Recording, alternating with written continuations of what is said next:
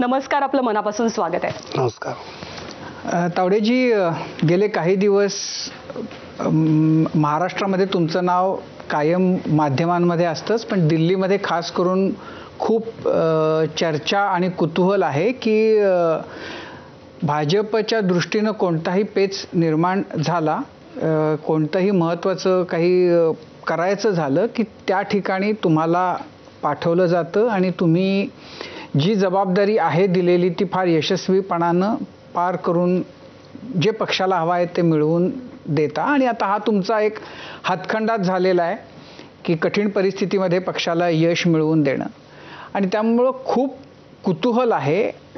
आणि जे आत्ता आपण म्हणजे महाराष्ट्राच्या राजकारणाच्या दृष्टीतनं तर जर बघायचं झालं तर 19 पासून गेल्या 4 वर्षांचा जो काळ आहे त्याच्यामध्ये खूप वेगवेगळ्या प्रकारचे राजकीय चढउतार तुम्हाला फार कमी वेळामध्ये अनुभवायला मिळाले. आत्ता खरं तर कट्ट्याचंही निमित्त आहे. बिहारमध्ये जे काही भाजपनं घडवून आणलं आणि नितीश कुमारांची घरवापसी केली, म्हणजे मला काही काळापूर्वी तुम्हीच केलेलं एक ट्विट आठवतं, जेव्हा नितीश कुमार विधानसभेमध्ये काहीतरी बोलले होते आणि तुम्ही की नितीश कुमारांचं आता सटिया गए हे आणि पूर्ण आता कामातनं गेलेला डोकं फिरलेला मुख्यमंत्री वगैरे इथंपर्यंतची भाषा त्यामध्ये होती. आणि आता अचानक तुम्हाला त्यांच्याविषयी प्रेम वाटलं, तुम्ही त्यांच्याबरोबर हातमिळवणी केली, त्यांना मुख्यमंत्रीही आता तुम्ही केलं, आणि त्याच्यामधला तुमचा रोल अर्थातच फार महत्त्वाचा होता. तर हे नेमकं जे झालं बिहारमध्ये ते का झालं, ते का तुम्हाला करावंसं वाटलं, आणि त्याच्याही बरोबर किंवा त्याहीपेक्षा आम्हाला उत्सुकता आहे की ते कसं घडलं, कसं घडवून आणलं गेलं. नाही, एकतर बऱ्यापैकी ज्या घटना घडतात त्यात मी असतो हे खरं आहे, पण मला असं वाटतं आमची एक टीम आहे. आम्ही एक 8 सरचिटणीस आहोत आणि माननीय अध्यक्ष, माननीय गृहमंत्री, असे ज्याला आम्ही गमतीने G10 असं म्हणतो. तर हा ग्रुप या सगळ्या गोष्टी मी करत असतो आणि त्यात मग प्रत्येकाला काही ना काही जबाबदारी असते. कुठलीही गोष्ट एका विनोद तावडेमुळे किंवा एका सुनील बन्सलमुळे अशी नसते, तर ते टीमवर्क असतं.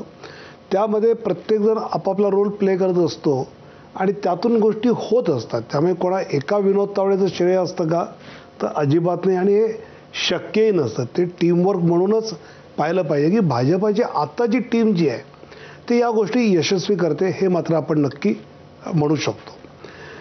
बिहारमध्ये मुळात मी नितीश कुमार यांच्या वक्तव्यावरच बोललो होतो. मी त्यांचं आणि मुळात मी कधीच राजकारणात व्यक्तीवर कधीच बोलत नाही, व्यक्तीने मांडलेल्या मुद्द्यावर बोलतो. आणि मला 2001लाच मी प्रमोद महाजनांकडून शिकलो होतो की व्यक्तिगत पातळीवर न जाता मुद्द्यांवर राजकारण केलं तर ते हेल्दी असतं, आणि त्याच पद्धतीचा माझा खरं म्हणजे प्रयत्नही असतो.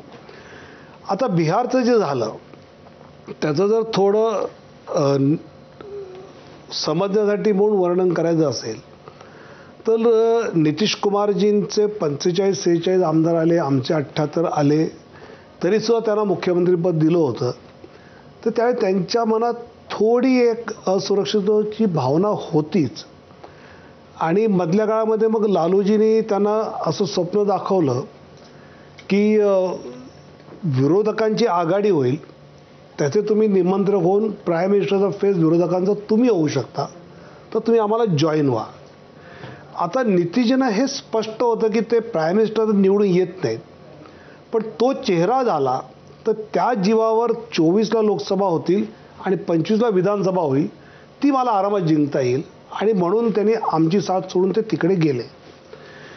तिकडे गेल्यानंतर आम्ही आमच्या पद्धतीने आता यांच्याबरोबर काही आपल्याला जायचं नाही असं करून जी काही व्यूहरचना केली, कारण बिहारमध्ये प्रचंड जातीच्या आधारे राजकारण चालतं.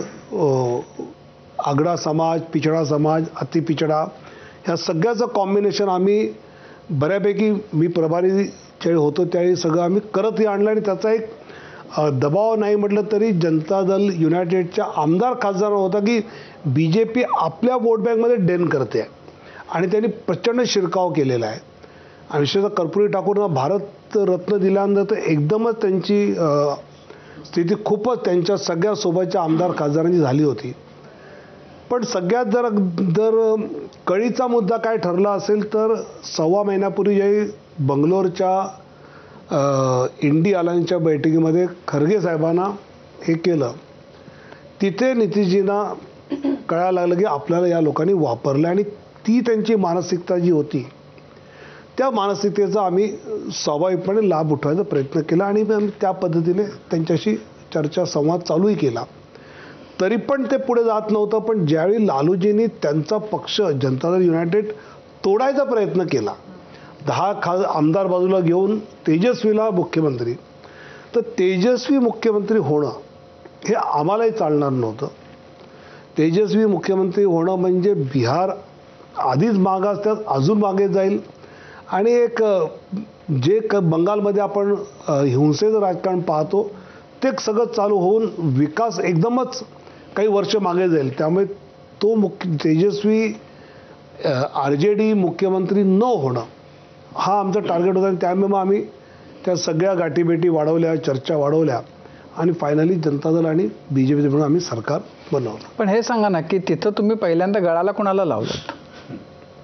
नाही, मला असं वाटतं की तिथे सगळा निर्णय घेणारे जे आहेत ते नितीशजीच आहेत आणि त्यांचे जे 2 सहकारी जे आपण नेहमी चौधरी पाहतो, लल्लन सिंग वगैरे पाहतो, ते त्यांच्याशीच चर्चा करून, पण पहिली चर्चा आम्ही त्यांच्याशी सुरू केली आणि मग या सगळ्यांशी सुद्धा पुढे महिनाभर आम्ही त्यातल्या संवादातून तो जरा एक प्रेशर बनवत राहिलो. कारण भारतीय जनता पार्टीला 2 टार्गेट यातनं करायची होती. एक तर तेजस्वी मुख्यमंत्री होऊन बिहार त्यांच्या ताब्यात जाणं हे बिहार म्हणून सोयीचं नव्हतं, BJP म्हणून नव्हतं. आणि दुसरं बंगालमधनं ममता दीदी बाहेर पडल्या होत्या, नितीशजी जर इथनं बाहेर पडले इंडी अलायन्समधनं तर इंडी अलायन्स पूर्ण पंक्चरच होऊन जाईल आणि ते आम्ही त्यातनं साधलं. म्हणजे ज्यावेळी नितीशजी आणि भाजपचं सरकार झालं तुम्हाला महाराष्ट्रातल्या 2 सिनियर IAS अधिकाऱ्यांचे मेसेज आले की तुम्ही उरली सुरली लोकसभेतली मजा घालून टाकली. नाही, पण विनोदजी आम्हाला ते ना सविस्तर ऐकायचं आहे की तुम्हाला कुठली जबाबदारी दिली होती,